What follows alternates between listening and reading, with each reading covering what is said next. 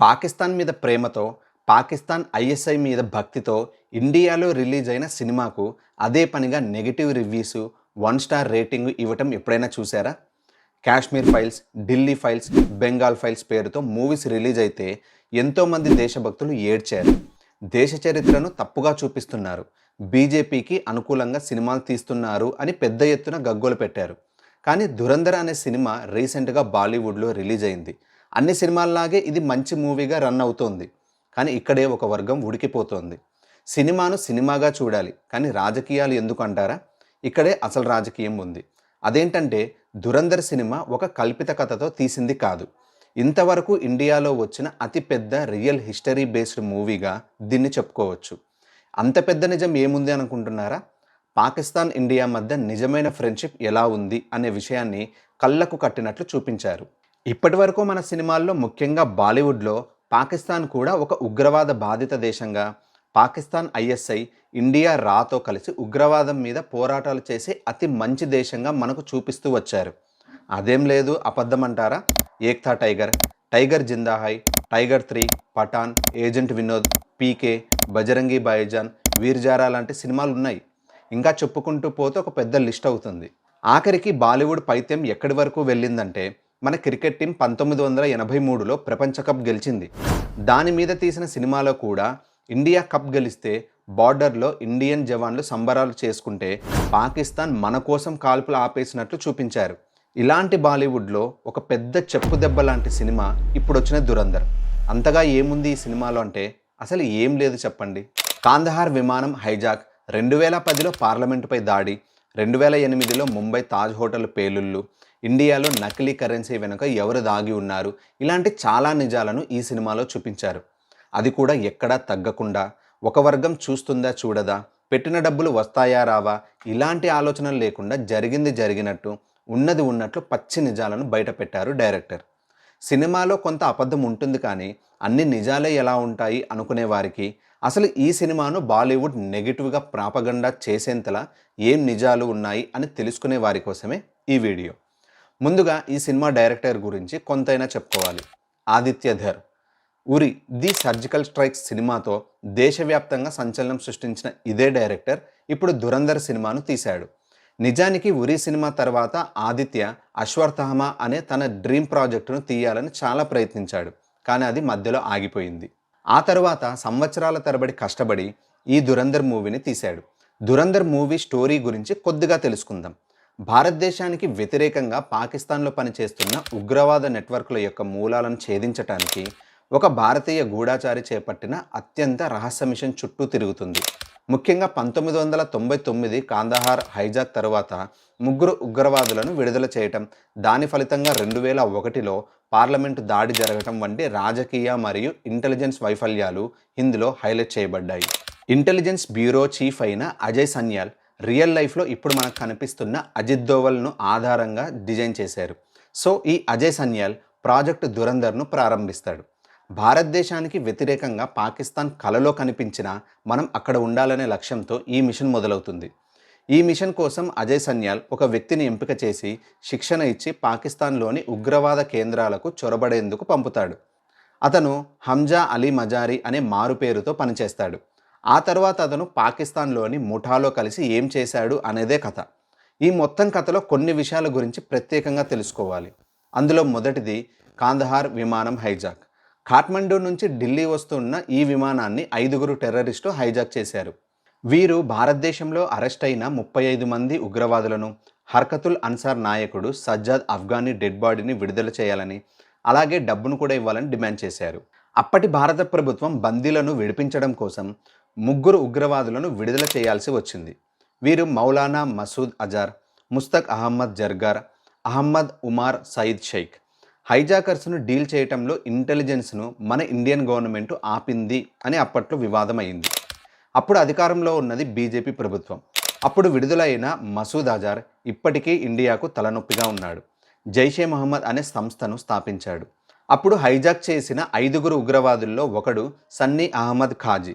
కాందహార్ విమానం హైజాక్ జరిగిన 2 ఏళ్ల తరువాత, అంటే 2001 డిసెంబర్ 13న జరిగిన పార్లమెంటు దాడిలో సన్నీ అహ్మద్ ఖాజీ కూడా పాల్గొన్నాడు.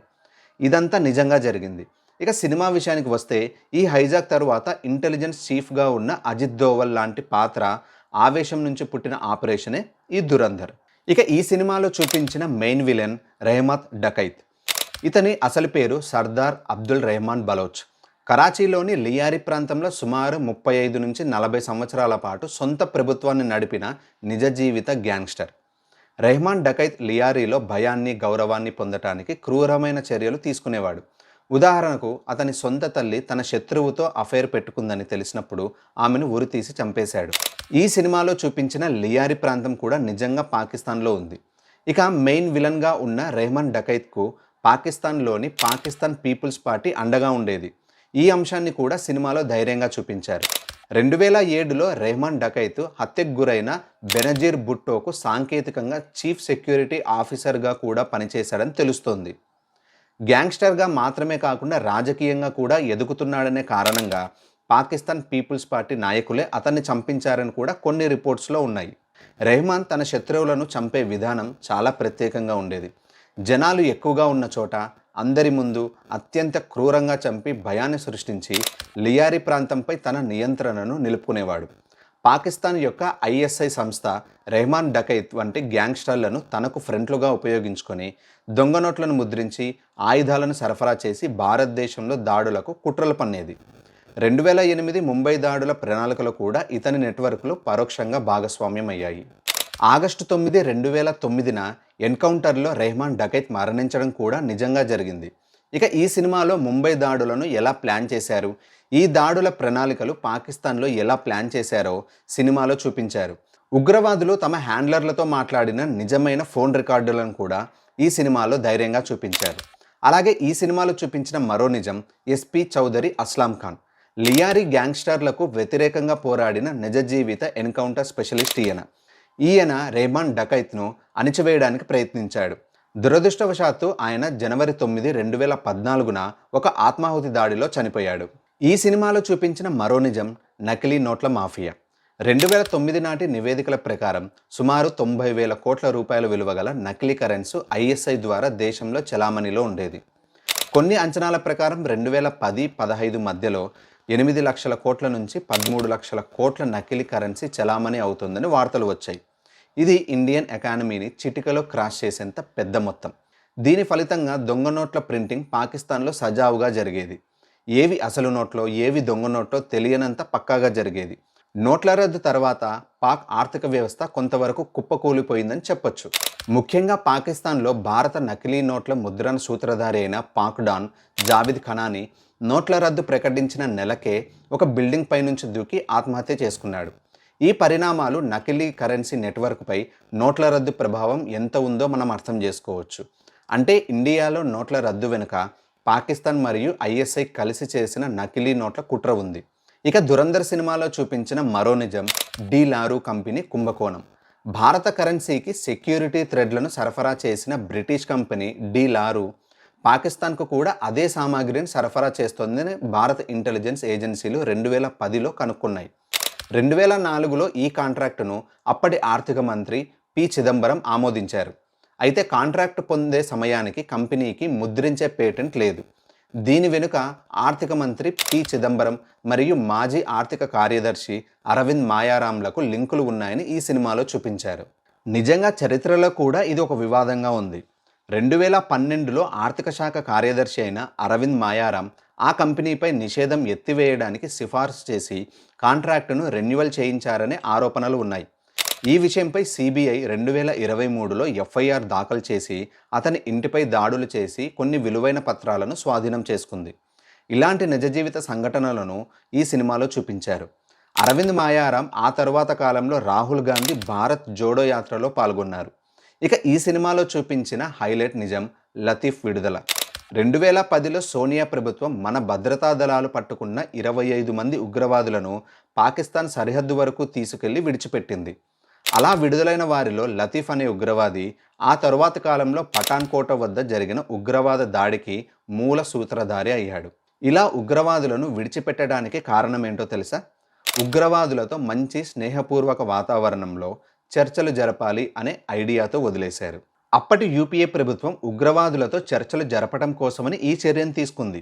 అయితే ఈ చర్య అప్పటి ప్రభుత్వానికి ఉన్న రాజకీయ బలహీనతను తెలియజేస్తుంది. సాధారణంగా ఉగ్రవాద దాడులు లేదా హైజాక్లు జరిగినప్పుడు ప్రభుత్వం తమ పౌరులను లేదా బందీలను సురక్షితంగా విడిపించుకోవటానికి చర్చల్లో భాగంగా ఉగ్రవాదుల డిమాండ్లను పూర్తిగా లేదా కొంతవరకు అంగీకరించాల్సి వస్తుంది.